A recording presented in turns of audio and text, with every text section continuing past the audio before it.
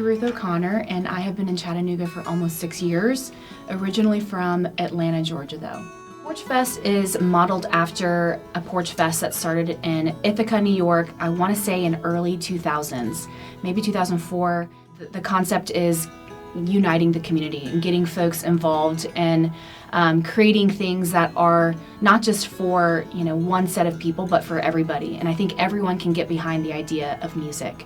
So since it started in Ithaca, I think it's trickled its way down the East Coast. In terms of number of hours, in terms of planning Porchfest, it's really hard to say. I kind of just use a time when I have it, but I'll generally open up that Google form for musicians and another Google form for porch host at least 4 to 6 months in advance. The planning, aside from the logistical piece, is really just spreading the word, marketing as best as I can, just with a low/non-existent marketing budget, but really trying to keep it grassroots. I love the idea that it's kind of just grown organically over the last 3 years and it hasn't really just exploded quite yet. It's mainly just me for right now. The planning is mainly just me. Naturally, the genre that seems to be most represented at Porchfest from year 1 all the way up to year 3 is kind of indie folk.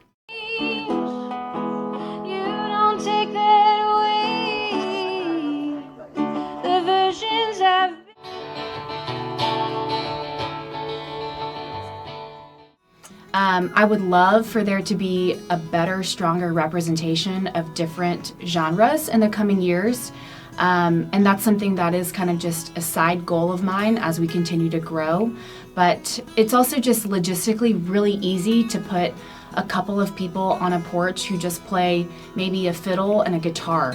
They don't require much from a PA standpoint. So logistically, it makes sense that naturally those are the folks that are signing up and raising their hands to play. We do have a couple cover bands, rock cover bands that have played, and they bring the noise, they bring the crowd, which is really, really fun. We also have had some jazz bands play as well, but overarching genre that's most represented would probably be indie folk. Idea of what Porchfest means, because it's more than just music, it's about community. It's all about radical generosity. My driving inspiration really is just the people in Chattanooga. I love keeping things local because Chattanooga has so much talent.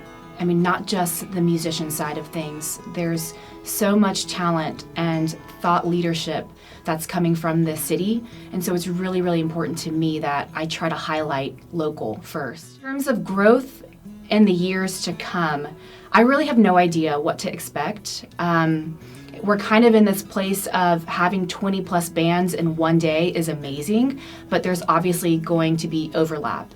And I don't know if I can really plan more than 20 plus bands because I really want to make sure that people can see as many people as possible in a day. So we're kind of in this weird place of I either need to have 20 bands or like 50. I would love to be able to bring on a team of volunteers as this continues to grow, which I think it will, especially after the 3rd annual, which just happened. Impact that I think it's made on Chattanooga and the neighborhood, I think it's being received really well.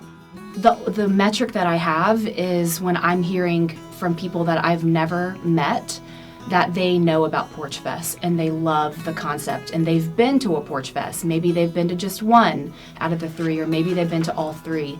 Maybe they've planned in advance to go to Porchfest. So I feel like that's one of the best metrics that I can get in terms of the impact. The 4th annual Porchfest is already scheduled for the 2nd Saturday in October. If you want to learn more about Porchfest, you can check out the website. It's highlandparkporchfest.com, or follow us on Instagram, Highland Park Porchfest.